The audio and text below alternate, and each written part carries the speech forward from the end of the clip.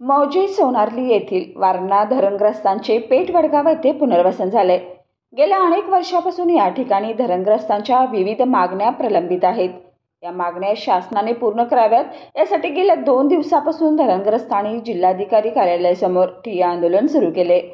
स्मशानभूमी, दफनभूमीला रास्ता मिळावा, देवालयाला भूखंड वाटप व्हावा, ग्रामपंचायत सर्वेक्षण यादीमध्ये बाहेरच्या लोकांना समाविष्ट केले, त्यांना काढून टाकावे, गावचा आकारबंद पूर्ण क्षेत्राचा करावा, अशा विविध मागण्या धरणग्रस्तांनी केल्यात।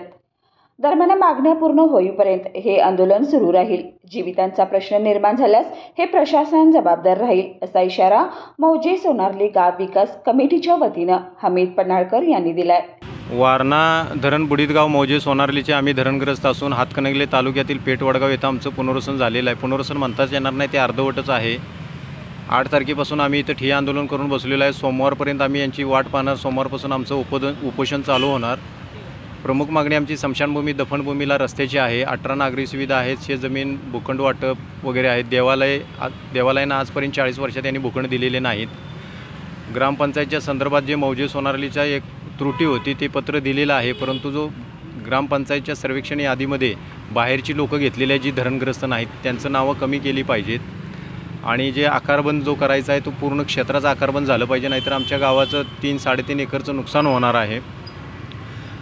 परत जो बोगस निर्वाह भत्ता घेतलेला आहे ते निर्वाह भत्त्याची चौकशी करून तो निर्वाह भत्ता शासन जमा झाला पाहिजे। तसेच चांदेलगावच्या एका खातेदारानं आमच्या वारणा धरणग्रस्तांचा एक भूखंड जो आहे बेकायदेशीररित्या खोटी कागदपत्र सादर करून बळकावलेला आहे, तो जिल्हाधिकाऱ्यांनी प्रथम ताब्यात घेतला पाहिजे, त्याच्यावर गुन्हे नोंद केले पाहिजेत। अशा आमच्या प्रमुख मागण्या आहेत। या ज्या मागण्या पूर्ण होत नाही तोपर्यंत आमचा हे जे आंदोलन आहे हे शेवटपर्यंत चालू राहील आणि जीविताचा प्रश्न निर्माण झाल्यावरती हे जिल्हा प्रशासन आहे त्याला जबाबदार राहील।